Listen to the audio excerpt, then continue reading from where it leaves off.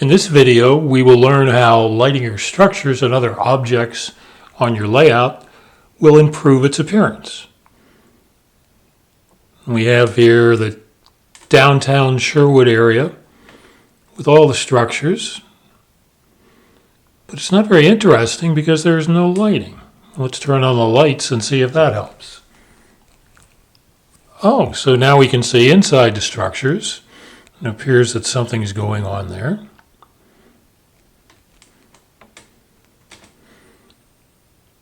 So that's a little more interesting.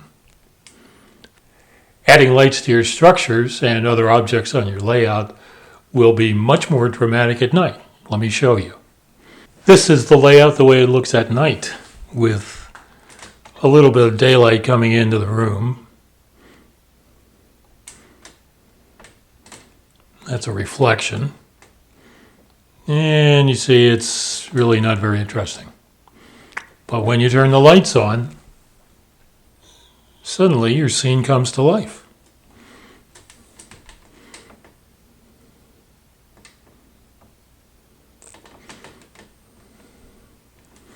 There are many ways to do this.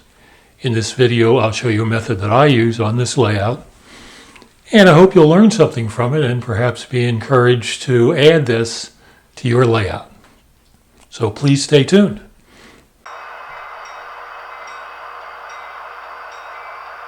You're watching the Norfolk Sherwood subdivision. I'm Harold, thanks for watching. My motivation in making this video is to inform you about a product series that can be used to light your structures and other objects on your layout. Many other options are available and popular. You should choose the one with which you are most comfortable. Before getting started, full disclosure. This video is not sponsored. I received no income and no free products from any vendor. All items seen in this video were purchased by me. I do not participate in affiliate marketing with any vendor.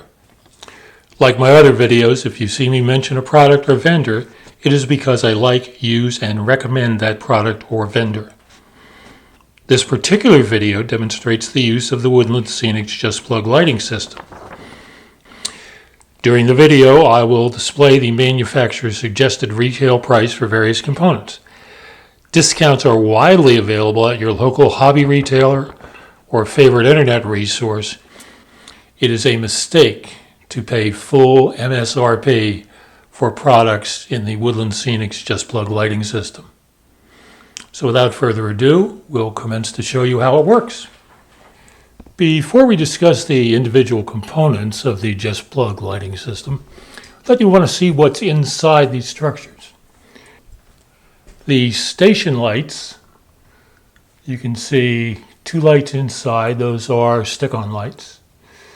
And you can see two of the platform lights, the pole lights in the rear. The interior lights are controlled by two controls on the light hub. The platform lights are all hooked up to the same control, so by changing the intensity of the control, you change the configuration of all three platform lights. Looking now at our Waffle House, there are four lights, 1, 2, 3, 4, that are all connected to something called a port sharing device, which is then connected to our light hub. All four lights in our Waffle House are controlled by one potentiometer on our light hub, and this allows you to vary the intensity of all four lights using one control. So those are two examples of what's going on inside the structures, and you will learn more about the individual components that I just discussed coming up in the next segment. So let's look at some of the components in the Just-Plug lighting system. First component is called a light hub. It comes in a box like this. A light hub, and you see two examples here, is the thing into which all of your lights will be eventually plugged. It accepts power. It has 4 ports on the top to control your lights, and corresponding to each port is this little dimmer switch that can turn the light's intensity up or down. Of course, for any system using electronics, you're going to need a power supply. It comes in a box like this. produces 24 volts DC, and the manufacturer claims that it will power up to 50 light hub points. 50 light hub points may seem like a lot. If you remember in the introduction to the video we showed you downtown Sherwood, the buildings contain 19 different lights, interior lights. And there are 6 street lights, so that's 25 right there in that small space. So it doesn't take long to get to 50. When you reach 50, an additional power supply may be required. The power itself plugs in to a light hub. Now, if the light hub has power, we can connect up to 4 light points, and we'll see that in just a moment. Now on to the lights themselves. For interiors of buildings, there are 2 styles of lights that you might consider. And each style comes in a variety of colors. What I'll show you today is warm white, which is what I most frequently use. The first type is called an LED stick-on light. These are the brighter of the 2 lights, and we'll see in a second what they look like when they come out of the package. The other lighting style is called LED Nano Lights. These are of a lower power, and you'll see that in a moment. Why would you use one versus the other? Well, the LED stick-on lights are generally used in the ceiling of an area you want to light. They could also be used under eaves of your building outside. Whereas the LED nano lights of lower power might be used in a place where it's normally darker, like a restaurant or a bar. And in either case, both intensities are controllable through the light hub. I have plugged the lights that we just looked at into the light hub. Plugs are right here. And we can see that the nano light, the smaller one, puts out much less light than the stick-on light. But I want to show you one other thing. That is, here's the connector that goes on the end of each of these lights. And you see it's pretty large. So although these are relatively large holes, you might have difficulty threading that into there. So in any case, in order to make these work inside your structure, you're going to have a relatively large hole in the bottom of your structure and through the top of your layout. So keep that in mind. We begin looking at outdoor lights by looking at street lights. There are many different kinds. I will show you a couple examples that I have. First of all, street lights with a wooden pole. These are generally suitable in perhaps a yard or a parking lot. They wouldn't necessarily go with your downtown scene. You get 3 lights in a package, and although you can hardly see it behind the label, if you want to make them taller, you get extension poles. For a street scene inside a city, perhaps, you might want to try these lamppost streetlights. Now I have the single light variety here. They also make a double light variety. Either one or a combination of 2 might be suitable for your urban areas. I'll take these things apart and we'll see what they look like. When the pole lights are removed from the package, what you get is you have 3 lights in the package, and they all have this very thin wire. It's connected to each one of them. The wire terminates in a strip version. The wire is obviously color-coded, black and red. In order to plug it into a light hub, you need a light hub compatible plug. That's what this is. And you connect the ends of the wires to the street lights to the ends of the compatible plug, the tin part here, using this thing called a linker plug. The good news about this is you can take all these 3 street lights, connect them to one linker plug, which connects to one of these, which plugs into your light hub, So you've got 3 lights on one light hub port. That saves ports. Done a considerable number of these kinds of arrangements in the downtown Sherwood that I showed you earlier in the video, and in other sections of the layout. And the advantage of that is, one, you used one light hub port, and second, you have control over all 3 lights with one port. So it would be unusual for, in a street for example, for one of the lights to be off and one at half brilliance and one at full brilliance. This way, the 3 lights, when put together as one, are all controlled by one of the little potentiometers, and they all have the same brilliance at a given time. So that's probably a good thing. I showed you earlier the lamp posts, and they have the same configuration. A couple of other external lights that you may be interested in. First of all, you have wall mount lights gooseneck. These you would put over a door, or perhaps shining up at a billboard on the side of your building. And the gooseneck is flexible, so you can bend it however you want. Wall mount lights entry, this kind right here, are intended for mounting next to a door, either residential or commercial, and they give that little bit of light right next to the door. And I will tell you that there are hundreds of different possibilities that I haven't shown you because I don't have any. Woodland Scenics has a huge selection of automobiles that are lit of all various types, including trucks, various vintages and eras. You can also get from Woodland Scenics pre-built and pre-wired structures that use the Just-Plug lighting system. One thing that they all have in common is they all use light hub ports. And we'll talk in a second about why that's important and what you can do to expand your lighting system. If all your lights are going through some port on some light hub, pretty soon you're going to run out of ports. There are only 4. What do you do about that? You cannot connect a light hub to another one. But what you can do is use an expansion hub. It comes in a box like this. If you take it out of the box, I know that's upside down. It looks like this. And the way it works is very cleverly. There's power in, power out, and a place for 4 hubs to plug in. So instead of, as I've previously done, feeding the power into the light hub, you feed the power directly from your wall wart to the in port, and then you can connect to it 1, 2, 3, 4 light hubs.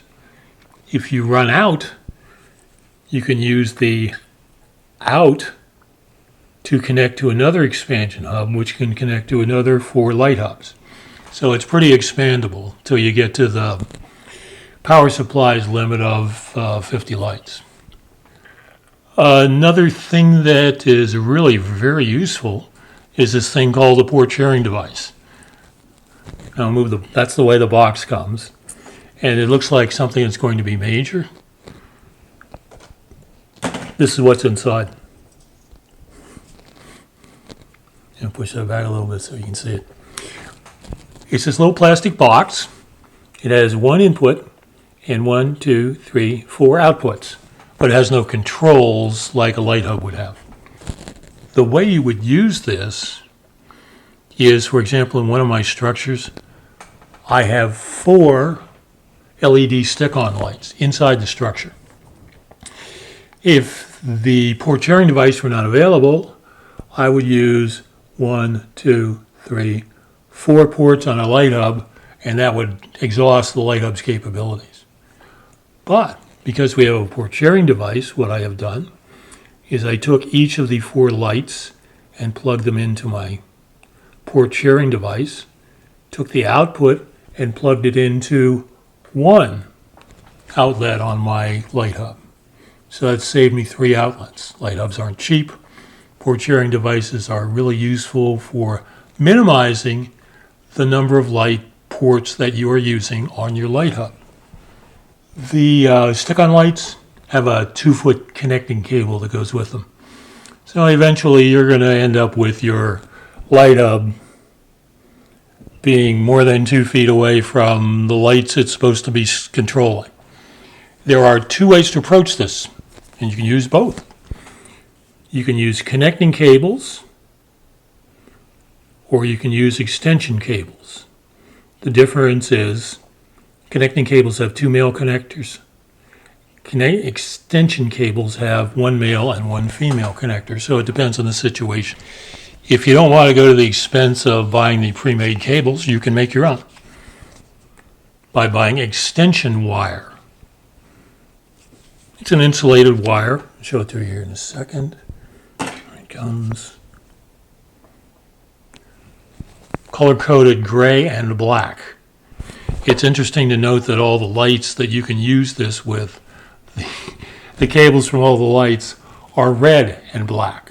So black's the negative, red's the positive, and when you use extension wire, you connect black to black for the negative and red to gray for the positive. So how are you going to get this connected to your light up? Well, there are some things you can buy: linker plugs and splicer plugs. And a third item called an extension cable kit.